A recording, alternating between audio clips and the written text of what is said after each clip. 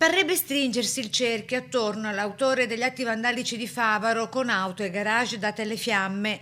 L'ultimo episodio noto dopo Pasqua, distrutta dal fuoco dopo essere stata incendiata la vettura dello storico panettiere di Favaro Massimiliano Trabuio. Ma dopo questo fatto ora emergerebbero nuove pesanti intimidazioni ai componenti della famiglia di quest'altro residente che ha già sporto denuncia alle forze dell'ordine. I miei familiari sono stati minacciati e dopo sono venuto a sapere che una persona che è stata indagata dalla polizia, sotto indagine dalla polizia, si è resa protagonista di un episodio del tutto simile a quello che è accaduto al signor Trabuio. È stata data fuoco un'altra macchina e le modalità e tutto quanto porta a pensare che insomma possano essere le stesse persone che abbiano compiuto, possa essere la stessa persona che ha compiuto questo gesto qui. E mentre le indagini proseguono, c'è chi riferisce di aver visto girare a volto scoperto tra le vie della città, spesso in sella a una bicicletta, il presunto autore di tali intimidazioni. È famigerato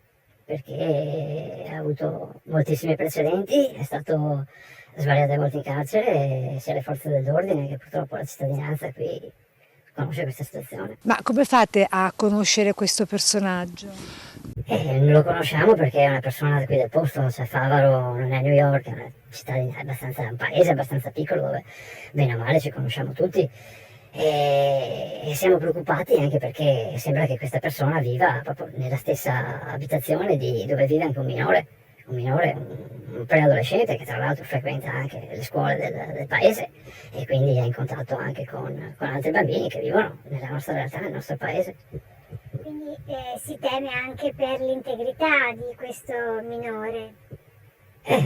Sì, sì, visti i fatti purtroppo c'è questo sospetto. Una scia di incendi e minacce di morte che qui a Favaro Veneto sta mettendo sotto scacco un'intera comunità. E questo è stato più volte in carcere e tutte le volte che è uscito questo personaggio qui ha continuato a delinquere, quindi è evidente che il carcere non è stato messo in domiciliare recentemente, è anche evaso. Gli inquirenti stanno cercando di dare un nome e un volto al presunto autore di tali atti vandalici, con i residenti che chiedono di poter tornare a vivere in sicurezza, quella sicurezza persa da tempo, dicono. Magari qualcuno per colpa di altre ritorsioni non si è esposto, magari ha denunciato, ma magari non si è esposto, quindi la comunità non sa questa cosa.